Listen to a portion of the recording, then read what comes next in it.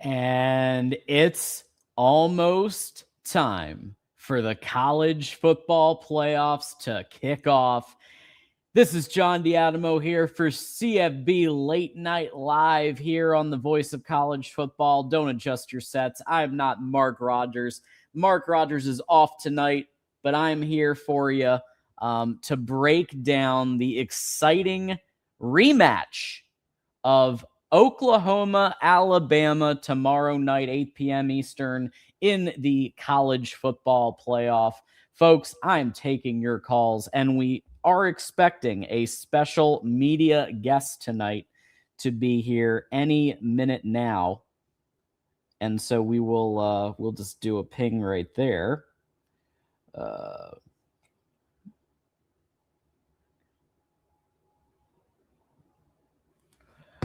Okay. While we wait, a couple of reminders. First of all, my name is John D'Adamo. You can find me on X at John D'Adamo. Reminder to listen to the show, because not only are we on YouTube and on X, but we sound good on radio too. Check us out on Apple Podcast, Spotify, Amazon, and more.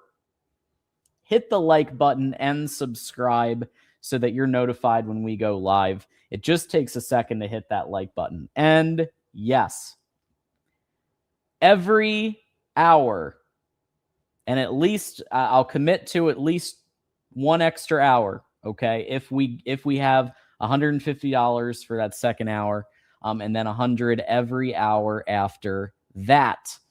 We do have the call link in the chat right now for everybody if you guys want to call in. But why don't we start just with some basic thoughts on what's about to take place tomorrow night. So tomorrow night, Friday, December 19th, 8 p.m. Eastern, on ESPN and ABC, the OU-Bama playoff. It's a rematch of their earlier game earlier this year. We do know that OU right now on FanDuel is favored by 1.5, which is in Norman, Oklahoma. So it's basically a pick'em at 1.5 favored. Norman, Oklahoma to be favored by that little. It's kind of a pick'em. And essentially, we'll break down a couple of things. We need to remember that there's a lot going on here, because not only does Alabama potentially want revenge, given that they almost did win. Some special teams hiccups kind of got in the way of Alabama winning that game. We need to remember that John Mateer, is now a lot healthier from his thumb injury. We also Alabama's left tackle, I believe. Alabama's left tackle may be out. Overton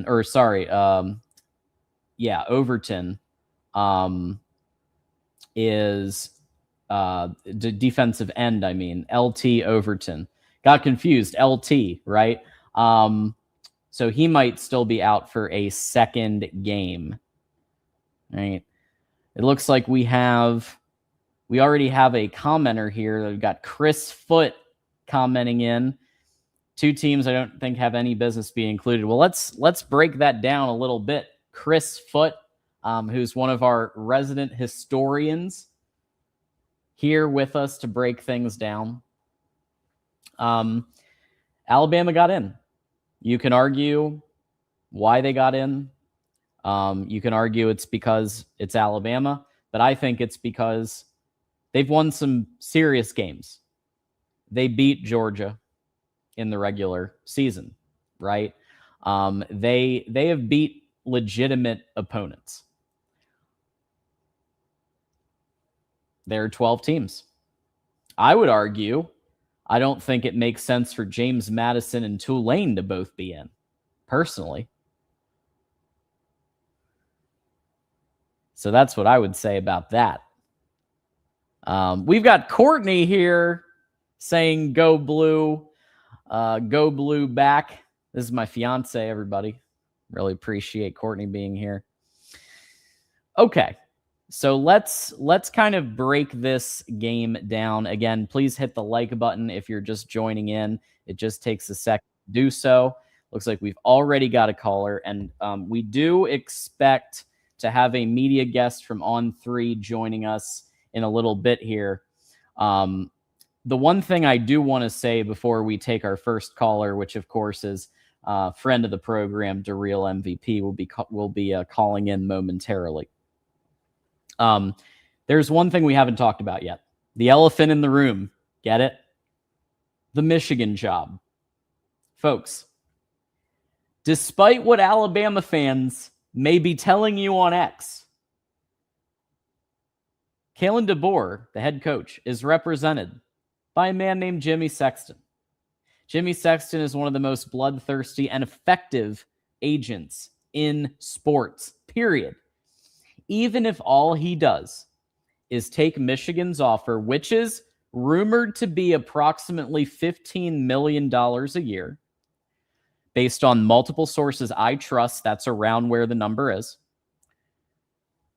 He has an obligation, a duty to give that offer to his client. What he does with it from there, if he takes it, leaves it, if Bama matches it, see, this is what I think. I think Alabama will match the $15 million if Alabama defeats Oklahoma. If Oklahoma defeats Alabama, I do not think that they are going to match it. They may go up, but remember, no extension has been signed yet by both DeBoer and Dillingham, the other candidate for. So we have to remember that even if he is 100% dedicated to this game, which he's doing his best to be, despite all of the chatter, there's at least that little bit that's like, well, if I drop this, I mean, Michigan seems to be ready to roll out the maize and blue carpet. So there's a little extra dynamic at play. And that is why, folks, tomorrow night on the Michigan channel, I am going to be hosting an OU Alabama postgame live for the first time in the channel's history. We're going to have a postgame live for two teams that aren't named Michigan. Why? Because whoever wins and whoever loses may have ramifications for who the head coach of the Michigan Wolverines is going to be. So there's a lot to talk about with this game. There's the rematch. There's the fact that there's the revenge aspect. People are healthier now. Others are going to not be in the game. There's a lot going on here. Let's go ahead and looks like we've got a couple of callers and we've got a few comments. Yeah, we've got Doreen in the house saying hi to Courtney. We've got Roll Tide for Life. We've got, yes, the lasagna. Well, if you really want to know, Adam, the first thing that she made that just made me fall for her, or one of them anyway. So when Michigan lost, and I think it was to Illinois, when Michigan lost that game, Courtney made me her homemade crab dip. So that's what really helped kickstart the. If you want to talk about the food, that one was one I'll always remember. Okay, let's go ahead and take our first caller of the night, and it is none other than the infamous DeReal MVP here with us tonight. Hey, DeReal, how you doing? I'm doing well. How about you, John? I'm ready for things to resolve themselves one way or another in a couple of days here, because there's been about a week of basically saying the same exact thing, and I'm ready to move on. Yeah, I mean, at least, hey, listen, Notre Dame exists, which, is sideshowing some of the humiliation off Michigan. You're not center stage humiliation. Notre Dame's there with you. The ACC's there making some idiotic choices. Can we also have Dr. Buckeye on? Because I think what we need is to stage an intervention. Now, he doesn't know about this, and you don't either. But I do think we need an intervention with you, John. And that intervention is, John, it'll be okay. Kalen DeBoer's not going there, okay? He's not going to be the head coach at Michigan. Why would he go to Michigan? Why not? Well, currently he has a better job at a better program in a better conference with more wiggle room to make the college football playoff. So other than all those reasons, and like him having massive advantages, equal resources, there's no upside to go into Michigan. Okay, Like, first Michigan's of all, one of the best jobs in the country. I'm not saying they're a trash can. I'm not saying their job is horrible. Thank you. I'm saying you're comparing it to maybe the best job in the country in Alabama. Okay. Did you listen to Fornelli or anybody over the last few days who have said that Kalen DeBoer is on the hot seat right now at Alabama? Of course he is. I mean, that's Alabama. Okay. I mean, listen, Alabama with being at a high level of a job, you're going to have level expectations. That's the same way it should be at Michigan as well.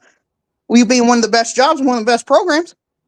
But listen, people don't understand in this new world of college football, going 9-3, 10-2 is perfectly fine. Ohio State did it last year. Alabama could do it this year. Okay, they're only 7-point underdogs if they win this game to Indiana. So it's not entirely out of the realm that Alabama doesn't make a deep run in these college football playoffs. So I think Kenny Dillingham would be the perfect guy for you. Because he's absolutely our next call. You do understand that these things, we don't just pick one guy and then that's it. We're negotiating with both Sexton and Dillingham's agent right now. And I understand that. We have extended an offer to Sexton to present to his client after, presumably after the playoff game ends, for a reported $15 million a year, Darrell. Now imagine this: you lose to OU, everyone's half the fan base is calling for his job. Okay. Meanwhile, Michigan is rolling out the maize and blue carpet. Come save our program. Come run our program and bring it to where it should be, the elite of the elite. And we're going to give you $15 million a year and unlimited resources. Would you not at least consider that? Take it to Alabama, take it and say, counter 15 million or we walk. I understand that, but I think you're more likely Enron after all their scandals have been revealed, and you're like, you got to save us. You got to save us. I mean, you're kind of in a bad shape. Okay, you've been described as radioactive. I'm sure you've heard that as well. Okay, I don't think Kalen DeBoer, Kenny Dillingham, potentially want to tarnish their reputation because your school is just so scandal ridden. Your hockey, basketball, and football team have all been in scandals over this half decade. Correct. And we have Jenner and Block right now, the law firm, investigating the athletic department. Yeah, that's humiliating. And guess what? If it's reported that it is about, based on the sources that I've been talking to and what I've been hearing, it's looking about 95% Ward Manuel is going to go. We also are very close to hiring. Michigan is, because this is the voice of college football, and I'm filling in for the great Mark Rogers. So Michigan is very close to hiring a new president. So new president is coming. Now imagine you're DeBoer. What if they give you a say, or at the very least say, what do you think about these three candidates for AD that we're looking at? And you can also throw Dusty May in there too. Hey, Kalen DeBoer. Hey, Dusty May. What do you think about these three for athletic director? Wouldn't that be attractive for me? I mean, yeah. If I got to pick my own boss, come on. I mean, that would be nice. I mean, it's also pretty nice the situation he has it in. He's not like some unemployed guy you're getting off the street. So I think it's a large task, and first off, I think he's going to win the game against Oklahoma tomorrow. And I think Alabama's just the better team. I think they were the better team in the first matchup. I think there was a bunch of fluky things that occurred. Would it shock me if Oklahoma won? No, they can absolutely beat Alabama. But I don't buy the narrative that one particular game should absolutely decide whether you want to hire a head coach or not. I think it should look over the course of his body of work, and why Kalen DeBoer is a good head coach. I mean, he does have some warts. He'll drop a game he shouldn't. He'll have worse talent at the University of Michigan than he does Alabama. And Like, let's be honest, the only great year he had one of the best quarterbacks, if not the best quarterback in 2023, and he was just basically able to ride him to a 14-0 season before losing to Michigan in the national championship game. Yeah. So I am a little bit skeptical about Kalen DeBoer as a head coach as well. Do you not have any concerns about him and his coaching prowess? Don't you agree that one reason why they didn't have a run game is because their running back got injured in the Texas game? So that may have impacted why they didn't really run the ball that much in the Michigan game.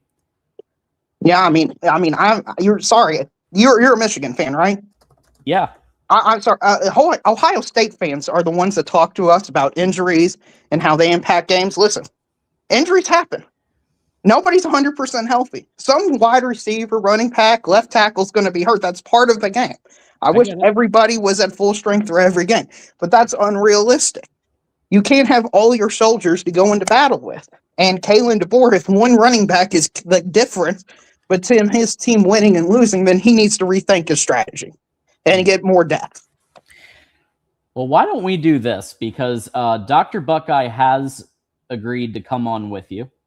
And so this is going to be very fun for me. So by the way, folks, I have left the safety. The Michigan Call-In show is still going on. I have left the safety of the Michigan Call-In show to come over here and substitute for Mark Rogers to have Darrell, and now we've got Dr. Buckeye joining us here on Voice of College Football. I'd love to hear your take on the OU Bama. Well, I do agree with Darrell. I do think that Alabama outplayed them a lot in a lot of ways the first time they played. I pretty much watched that game in its entirety. I think that was the first game that kind of started the downfall of play, and maybe decided Ty Simpson should come back to college next year. By the way, because if you take a look at his game log, his last, let's say, 4 to 5 games have not been the best. Yeah, he had a couple of good throws. I mean, I actually rewatched the game in preparation for this episode, and he had a couple of good throws, but he also he didn't look the greatest. He definitely wasn't on at 100%. And I also think that Oklahoma's trench play. Yes. I mean, I remember it firsthand when Michigan faced Oklahoma. Oklahoma has pretty solid trench play. No, this is a top 5 defense in the country. I would say after Ohio State, maybe Texas Tech, I would have this as one of the best defenses in the country. It's crazy. Venables comes in, and this was an offensive team under Lincoln Riley. Now all of a sudden he's turned it into a defensive team. And I've said this to Mark. I don't think that Mateer has been the same quarterback post-injury.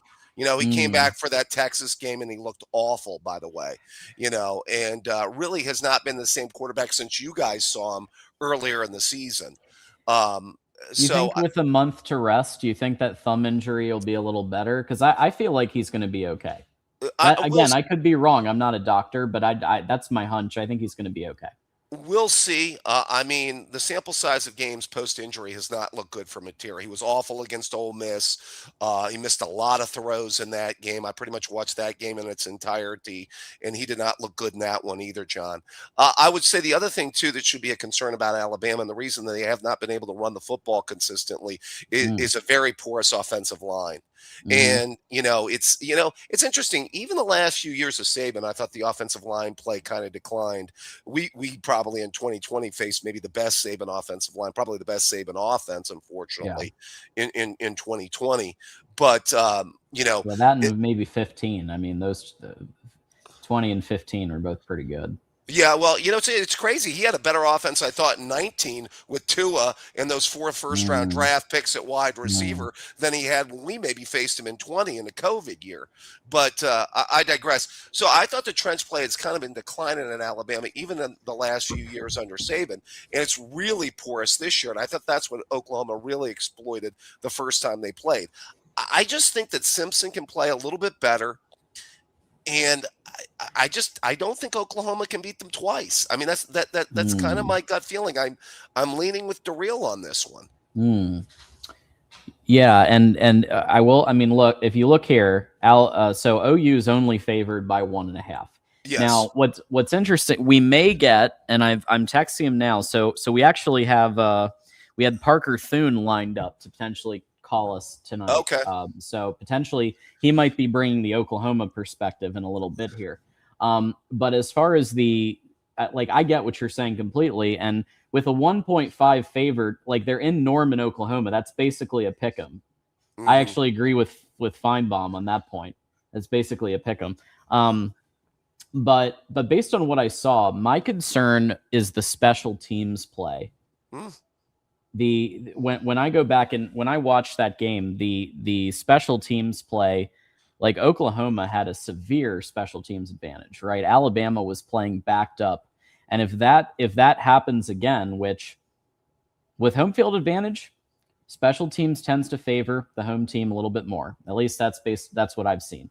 And it really tends to favor Oklahoma. So I think there's that. And like I said at the beginning, and Darrell and I have been tangling on this, the Michigan job is not a nothing burger here. Like, no, I don't think so either. I think and there's you know, like a I'm not 1% dangling. I think 99% he's in. He's doing his thing. But then Sexton's calling him like, hey, Michigan just extended $15 million a year, $110 million offer to us for 7 years.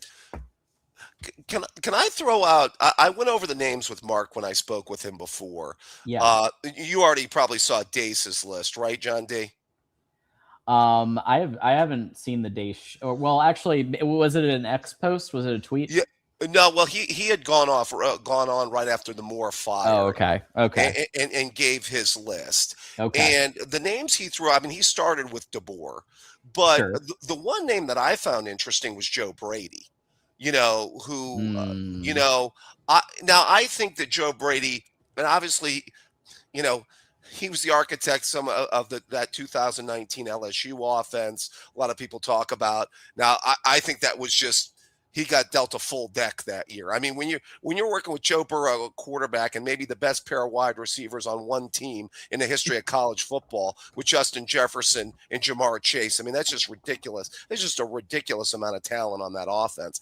And by the way, a lot of guys can do good things with Josh Allen as their quarterback in the NFL, by the way, just in. So Josh Allen was kind of doing just fine before, Joe Brady as well. So I don't know if he's a program builder. The guy that I mentioned, Darrell, I think you commented on this too, is Jeff Brom. Because I think you're the one that put out there he turned down the Penn State job. Yes, right? he turned down the Penn State job, and I don't see him leaving his alma mater of Louisville. I'm with Darrell on this one. Yeah, Jeff Braun doesn't care about status. He doesn't care about what people think. He cares about doing his own thing, winning as many games that he can in his way. That's what he does. Multiple sources, he does not want to leave his alma mater right now. He'd be a good hire, by the way. He'd be a good hire because he's an offensive coach, quarterback whisperer. He knows the Big Ten and did a solid job at Purdue, John D. So there's he's just not leaving there, though. That's the problem. Okay. It's just one of them things where I think if he was anywhere else, he'd probably take the Michigan job. But he's at his alma mater and he loves Louisville. And he's just so different of a personality than these. I don't think he has an ego at all, to be honest with you. He's pretty far from a Kiffin, right, Darrell? Yes, he's the exact opposite. He'd be perfect for Michigan. Michigan needs a character guy, somebody to build them up culturally. And because Lord knows Michigan has had no culture other than degeneracy over the last 5 years. Well, I'm glad Darrell went there. I didn't have to go there. Thanks for taking that off my plate, Darrell. Oh, no problem. I'm not the one that's texting OnlyFans models at the halftime of the game. Like, hey, girl, you looking good. Look, I skewered him for that as well. Just a terrible look. Listen, here's the thing. I am about 98% confident that this thing is not going to go past Dillingham and DeBoer. The reason is because if DeBoer says no, and I don't think it's as certain as people think that he's going to say no, especially if he loses to OU. I think it's very possible that he says yes at that point. But if he says no, and he withdraws from the things completely, Dillingham is absolutely saying yes for the following reasons. He has a severe limitation of resources at Arizona State. His total NIL pool, his total assistant coaching pool is about $4 million, and Michigan's is about $8 million. So he'll have double the assistant coaching pool. He himself is going to make an additional $3 to $4 million a year. And just the full, like, that is the one thing that's been holding him back, is the fact that he has limitations on NIL, and he has limitations on, for example, his quarterback wanting to go to the portal, right? So that's not going to be a problem at Michigan. We're paying our quarterback, $12 million. Hey, so John, resources won't be an issue, and also the opportunity to shape a program in your image. Like, he's going to be able to recruit the best coaches that he can, and I think he's going to be a very capable head coach for Michigan. I don't think it goes past those two.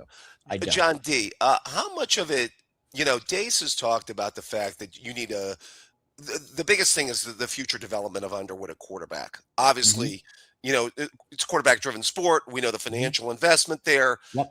We don't need to talk about that. That's already been out there. To that point, how much is it an offensive-minded, quarterback whisperer type, offensive schemer type coach also the preference here, or the play here? Yeah, I mean, I think that let's face it, Michigan's offense has never been a world beater. I mean, or at least hasn't been in the last decade. You tried speed and space. That didn't work. Yeah, and we tried recruiting. You tried talking to the recruits' moms too. I mean, like, this thing goes back beyond Sharon Moore. We've had other coaches go off and do some extracurriculars. Okay, but the bottom line is, like, it has been a very pro offense. It's been a very run-focused offense. Yeah. And the issue is that when you have a quarterback like Bryce Underwood, he's not going to just sit. He's not just going to hand the ball off 50 times for 3 years till he goes to the NFL. He's gonna he may give this 2026 and then look elsewhere if he's not getting the development or the reps or the yards that he can get. So we chalk him up to being literally just turned 18, and our head coach being a little distracted. And distracted. Is that the term we're using nowadays, John? Distracted? Boy, distracted. John, I can see that legal background coming up here, buddy. I can see that legal background, my friend. You know what, David? Sharon Moore would have been the best coach in 2020 because there's nobody in the stands to distract Sharon Moore. So that's when he should have. There you go. But anyway, my point is that I was leading up to is that I think an offensive coach is exactly what the doctor ordered when it comes to revitalizing it, because I think the defense is going to be there. Okay. The pipelines are there. And whether you retain Wink Martindale or you go out and get the defensive coordinator from Texas that just got fired, who, by the way, I think is a really great D coordinator. They fired their DC. I didn't believe that. They hired Will Muschamp, which I think Will Muschamp was he was a really good defensive coordinator for Georgia. Yeah, he is good. Yeah, but I don't understand why they it was a fellow Ski they fired that was their DC. I thought he did a good job the last couple of years. I was really surprised by that. I think it was just a chance of, well, you've got a chance to get an upgrade, you might as well take it. I think that's what it was.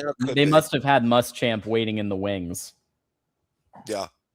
I actually.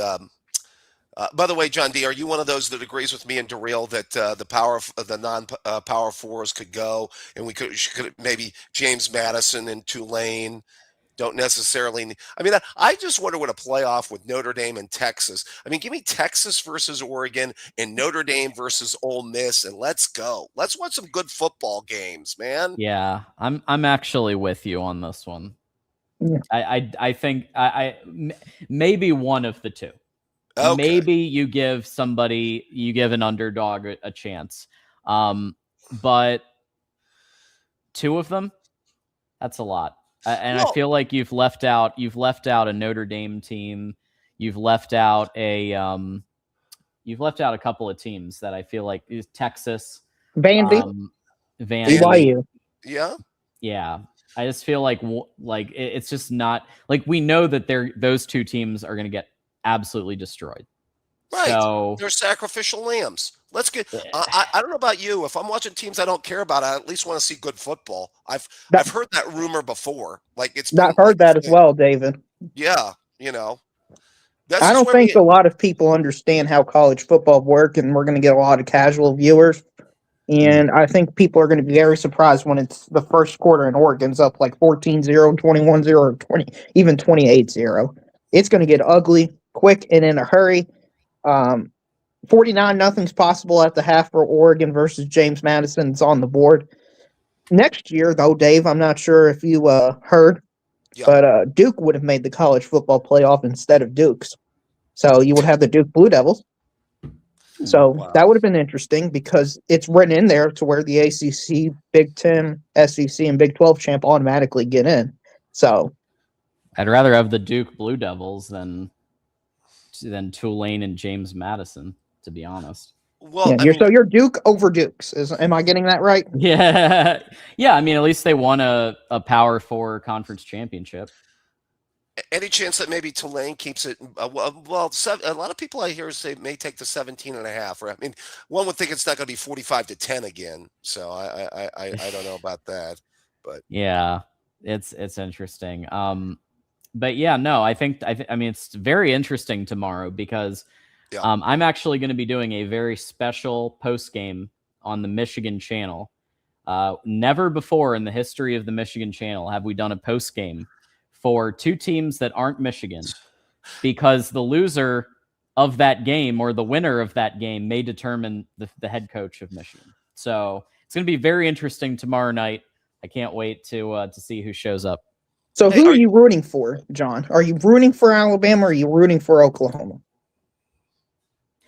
I promise you this is not a cop-out. I would be very happy with either candidate. I think both of them are tremendous upgrades over what we just experienced. However, I mean, DeBoer is an elite coach, in my opinion. Or at least borderline elite coach who has defeated Dan Lanning at Oregon twice, Kirby Smart at Georgia twice. He wins big games. He got Bama, for better or for worse, to the playoffs this year, his second year. He got Washington to the playoffs the year before he came to Bama. So that's 2 out of the last 3 years he's been in the college football playoff with his team. That would be nice because right now we're 1 for 3. And so Michigan being 1-3, you look at that, you see, hey, could Kalen DeBoer maybe beat USC or OU, or at least one of those 2? He would have been more competitive. Maybe a bridge too far. I think he could have beat USC. I think he could have he would have beat one of the 2 in my opinion. And so then you're 10-2 and Michigan's in the playoff. Yeah, you just need to get competitive because I think that was the worst part is your season, you basically did nothing. You beat everyone you were supposed to, and you got absolutely crushed by any team with a pulse. In the Washington. Top one. Hey, how about Washington? Well, right. Hey, what about that name, John D? Or were you ever Jed He's Fisher? out. Yeah. That's right. He is that. We reported on Tuesday night show that due to the results of the background check, he has been withdrawn from consideration. Okay, let me throw out one more. Obviously, this is not going to happen, although you never know in today's college football world. Were you, if it was a few weeks earlier, or maybe a month or so earlier, a few weeks, I guess, would Matt Campbell have been a name that would have moved the needle for you? Were you a huge Matt Campbell guy? I'll be honest. I think I don't know. Okay. I mean, I feel like he and Dillingham do have some similarities. If I'm being real, I feel like, Matt Campbell's kind of done what he could at Iowa State, and he's now gonna have an opportunity to be at a school with real resources. And he even said that like out loud. Yeah. He said, I believe it was in the Josh Pate interview where he said, yeah, I'm excited to go to a school with the resources to compete. Like he literally just said, like, Iowa State doesn't have the resources to compete. And so he'll do that at Penn State. He would definitely have done that. He definitely has the resources. He would have that at Michigan. So I don't think he's the worst idea. I like Okay. DeBoer and Dillingham a little bit better. I like Dillingham's staff better. I like Hines Ward at wide receiver. I like his OC. I wouldn't mind the idea of him keeping Wink and keeping some of the defensive people, or hiring the Texas DC and going that route.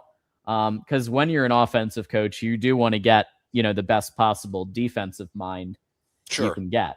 And even if you keep Wink for a year, right? Because let's be real, Wink is very well paid. He's one of the top maybe 5 highest paid D coordinators in the country. He would probably do another year, right? If he was asked to do another year.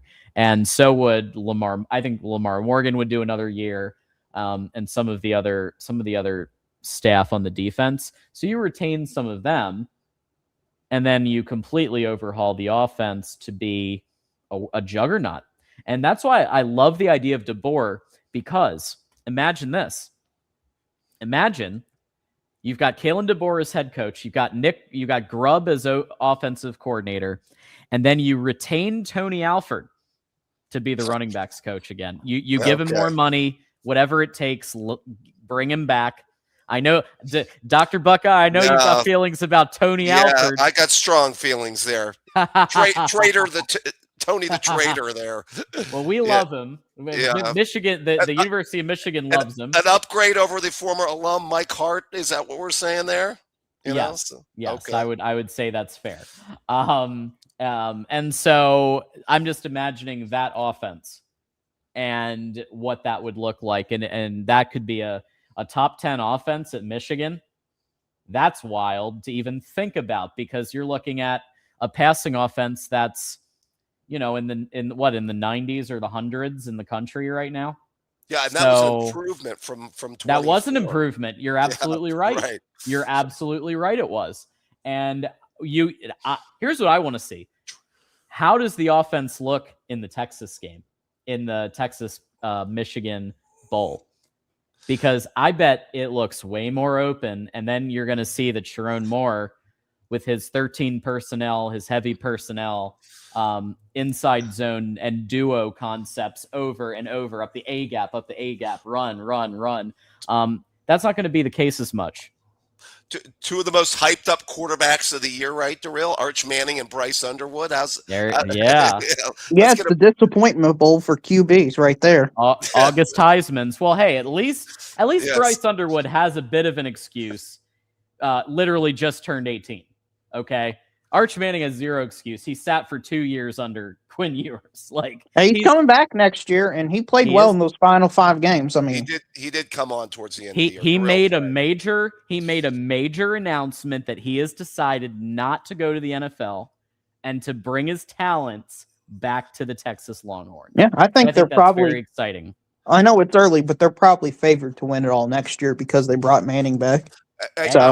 I want to be on record. I picked Texas to win the national championship before the season. They were my pick, and I thought they might get us that first game because it was the first game. It was a really good game, by the way. We just it's the only game you've played in the entire season. Yeah, well, it's the only meaningful game you've played the entire season. Yeah. Oh, here we go. You've had 12 bye games. How is that even possible? You've had 12 bye games on your schedule. That's so lucky in the Big Ten, man. You just got Maryland, Michigan State, Purdue. You don't think Michigan was meaningful at all? No. Really? I will say no. Is Tennessee meaningful? Is Missouri meaningful? After the last 4 years, believe you me, to the players and the coaches, it was meaningful, Darrell. For us to they dropped 4 straight, bro. Yeah, it was. We had to win that game, and there were no excuses this year. I will say that there were no excuses last year, and it was a debacle. Yeah. But it did lead to a national championship. So, I'm going to be pretty pissed if Michigan comes out and just slings it all around the field, and shows that they have the ability to do that. Well, And the one's moved Sharon against Moore you. just shut it all down. Hey, how about Biff Poggi? Let's give Biff Poggi a shot there, John D. What about Biff? Why doesn't Biff Poggi have a future? Are we selling Biff short? Well, I will say this about Biff. I think he's doing a tremendous job as interim head coach right now. He's keeping the ship together to get them through the bowl game. But we can't, really the only conversation would be to make him interim for a year. Do you remember when Ohio State had an interim head coach for a year? How well did that go? Well, It did, and now it's an NIL portal era. You would be facing a mass exodus, right? So this whole idea, retain Biff, make him the head coach for a year, to help keep the culture together, the class together, whatever. That ship would sail. No one wants to be in an interim situation where you don't know who so Michigan needs to move on DeBoer or Dillingham, and I do believe that by the end of the weekend we're going to have some way more clarity on this, and maybe even a press conference next week at some point. Okay. Well, hopefully it works out for you. And I don't care about Michigan. I do care about all these scandals and stuff because you all are humiliating the sport. I mean, it's not good for the sport to see a college football head coach on television being arrested. That's just not good for the sport at all. So hopefully, I agree. Yeah, I shouldn't have to. We turn covered on it the for national five news. we covered it for 5.5 hours. Okay. Yeah, I know. John D, where would we be without the DoorDash guy? Wasn't it the DoorDash guy that caught him breaking into her place, or was what went on there? Was that officially who blew the whistle on Sharon? No comment. How about final thoughts? How about that?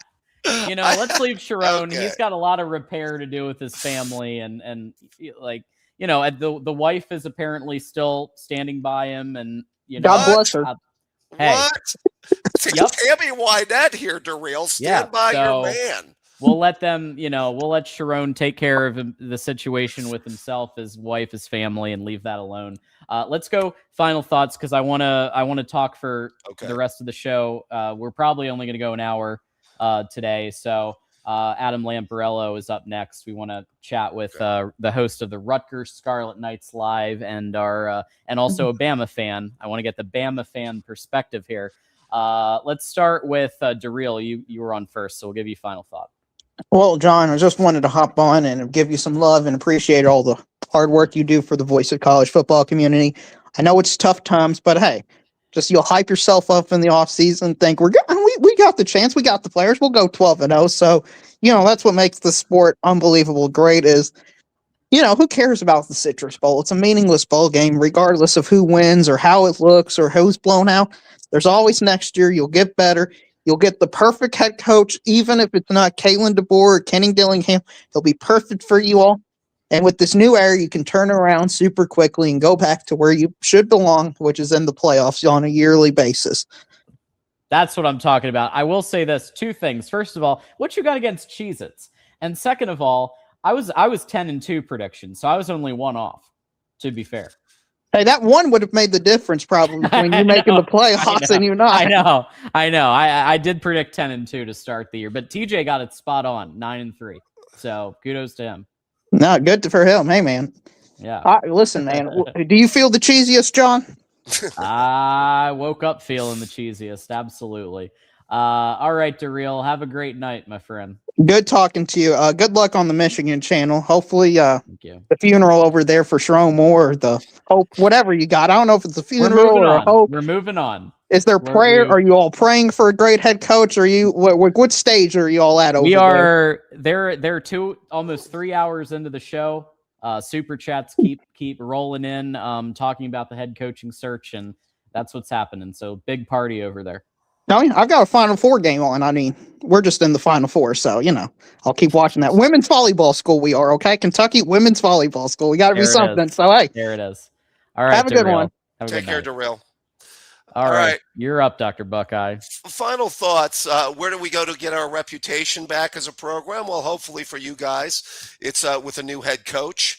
We don't need to continue, guys, to drag the conference down with this poor reputation. But hopefully, you guys find the right guy, and maybe it's hopefully for your sake, not Rich Rod Part 2, and takes you back to those years. In any case, I do feel this is a job. You guys have the resources to Yeah. be an upper echelon. It's a top 10 program. job. Well, It's hey, still a top 10 job. what is it? Larry Ellison's wife or girlfriend? Jolyn. Yeah, wife. Exactly. That checkbook apparently, can get you players.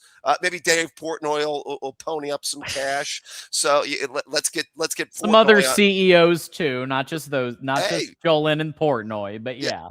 Dace is out there bragging about how big a checkbooks you guys got. We're about ready to find out here in the next few weeks. That should be interesting. So, I have a couple of sources that I talked to, but also things that I've read that basically say if they had not fired Sharon, that multiple of the key donors would have not put any more money into NIL. So when Sharon was let go, that actually now apparently both of the so most of the donors want DeBoer apparently, and so DeBoer they're gonna wait on DeBoer till at least Saturday, like wait till the the result of the game tomorrow night. That's why we're gonna go live on the Michigan channel, and then Saturday they may move on to Dillingham depending on DeBoer's answer and how the game goes. But that's that.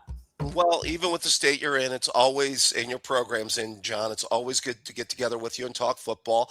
I may be getting together with you again tomorrow night, and we'll, talk about what is the final of the Alabama-Oklahoma playoff game, my friend. Michigan post-game live after the game. We'll see you there. Take care, John. Later. Yep.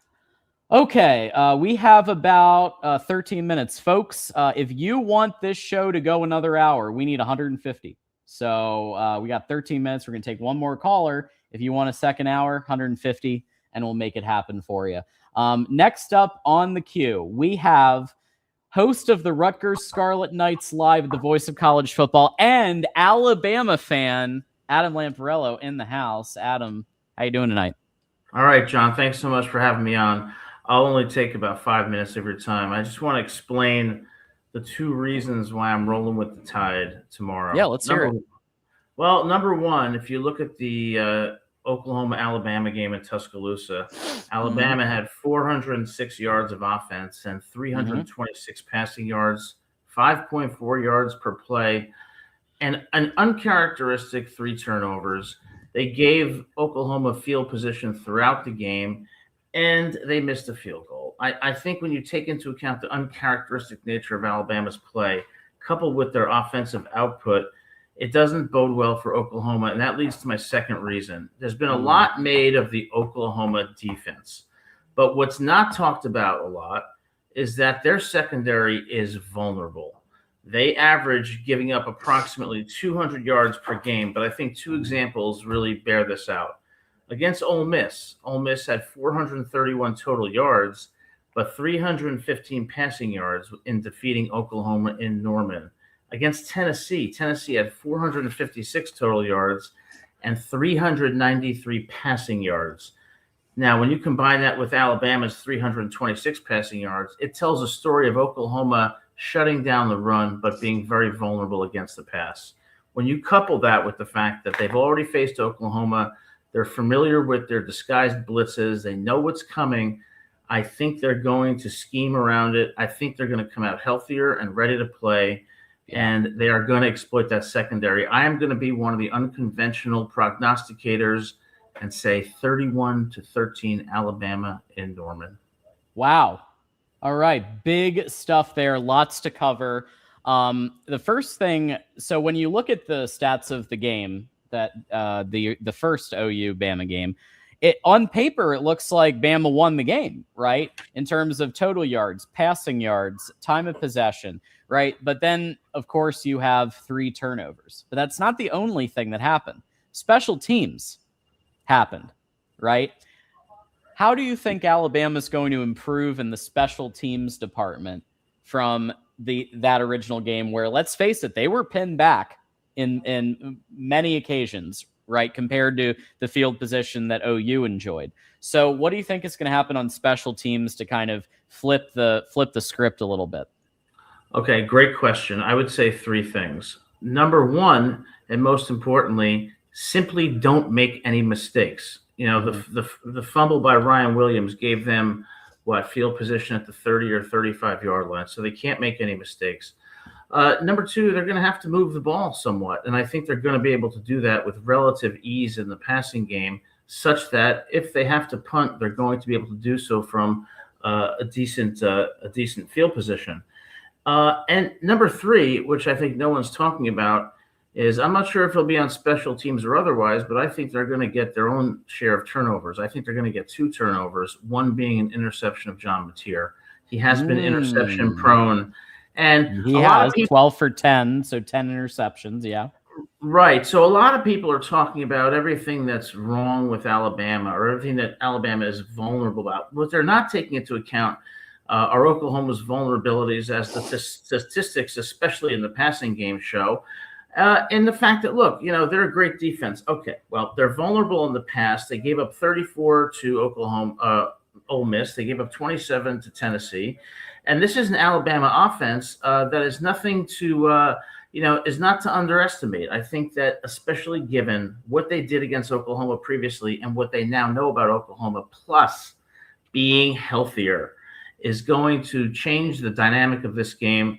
And I think it's going to lead to Alabama, number one, hitting explosive plays.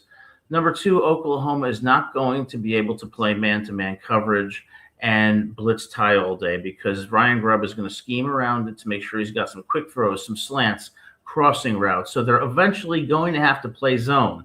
And when they do that, that means Ty is going to get time. And when he gets time, that's when he's deadly on those intermediate routes. And that's where Oklahoma was so vulnerable in that first game. So I do have much respect for Oklahoma, but I think that when you look at this statistically and from a personnel and scheme standpoint, it's all about the Tide tomorrow, 31-13. Nice. I mean, it's a strong prediction, a bold prediction. And you're going to be doing that at Norman, Oklahoma. And that's that home field advantage can be really something. Norman gets rocking, like Baker Mayfield used to say. It's rocking in Norman, Oklahoma. I think they call it the Palace on the Prairie. But, hey, Alabama's been to Auburn. They've been to South Carolina, okay? They got humbled against Florida State. They've been to Missouri. So they have faced the fire, and I think tomorrow is when they finally put the pieces together and go on a deep playoff run. But, hey, we'll see. Maybe I'm wrong, but I think I'm going to say for tonight, Roll Tide. Thanks, John. Yeah, absolutely. So LT Overton, have you heard anything about him and if he's going to be playing? Well, I have heard that he will not play because he has an undisclosed illness. There have been rumors that illness is blood clots. I heard somewhere it might be mono. Can't confirm any of that. So, wish him and, wish he gets healthy as soon as possible. But that will be a loss, certainly. Yeah, I'm with you there. Yeah. I mean, Mateer, I think, look, Mateer has not been the same since the thumb injury. I think that's a big part of this. He looked very good against Michigan. But then once he went with that thumb injury, just hasn't quite been the same for him. But I have noticed some flashes of the old Mateer, and especially with the run, because he can still run very effectively. So the question is, with the extra couple of weeks of healing, how does that impact things? For me, I'm gonna go with you on the Bama prediction, but I'm not gonna go nearly as deep. I'm gonna say something like a 21-18 type of situation, or like I'll say 24-21 type situation, because I think that both defenses are gonna come to play. Right. Venables is the play caller again for 2025 for the defense, and he's an incredible play caller. He waits to get his calls in to see what the offensive formation is going to be, and then he makes his chest move. And he does this effectively. He's physical, but not too physical. He knows how to mix things up. He's going to give Ty Simpson a lot to think about. However, Ty Simpson to Ryan Williams, man, just a couple of those deep shots, and this, I think just Bama is going to get its revenge, which means that DeBoer will probably pass on the Michigan job if my prediction comes true. Dillingham gets the next call. Kenny Dillingham becomes the head coach of the Michigan Wolverines, but we will see. We will see how it all transpires, and I hope you join me, Adam, tomorrow night.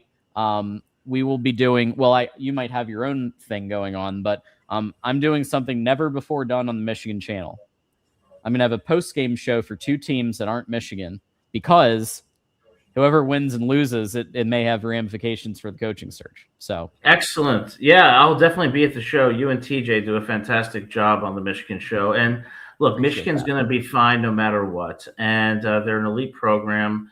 They'll get past this. And I think you're making the more responsible pick with 21-18. So when you compare yours and mine, usually the truth, they say, lies somewhere in the middle. So maybe it's 24-20 or 27-20 Alabama. So we'll see. Thanks for having me on the show. Thanks, Adam. All right. Have a great night. You too. All right. So that about wraps it up for tonight. We were going to have a guest, but I guess no guest tonight. We'll hopefully be able to get Parker back on Voice of College Football in the near future. But we did have DeReal, Dr. Buckeye, and Adam Lamparello, which I'd say that's an all-star team right there in terms of callers.